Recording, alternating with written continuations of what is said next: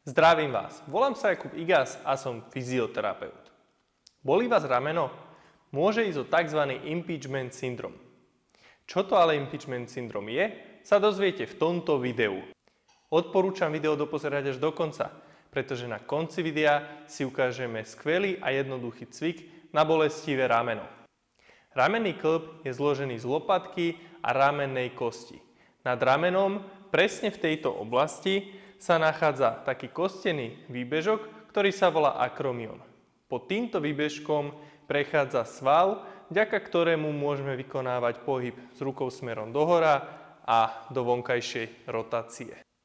Častým preťažovaním ramena, či už pri práci alebo pri športe, dôjde ku útlaku štruktúr a v tomto priestore vzniká spomínaný impingement syndrom.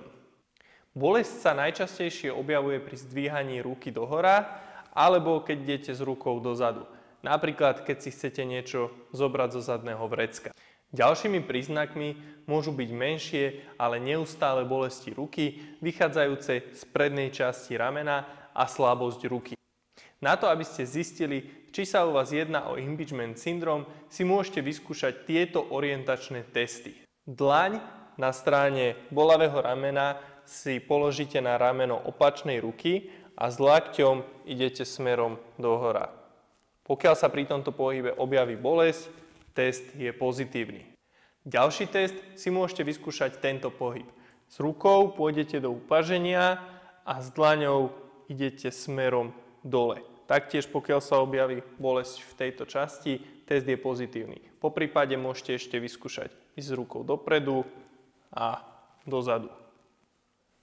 Pri zdravom ramene sa ani pri jednom z týchto pohybov bolesť neobjaví. Pokiaľ vám niektorý z týchto testov vyšiel pozitívny, napíšte to do komentára. Teraz si ukážeme jednoduchú trakciu na uvoľnenie ramenného kĺbu.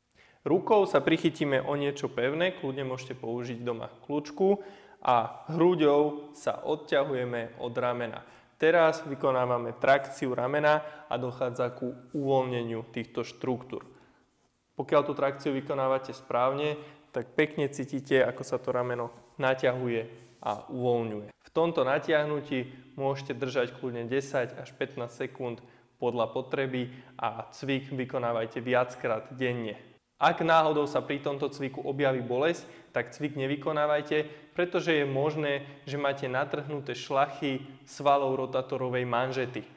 Pokiaľ vás trápia problémy s ramenným kĺbom, zapojte sa do online kurzu Rozhybto, kde nájdete kompletné cvičebné postupy pri problémoch s ramenným kĺbom.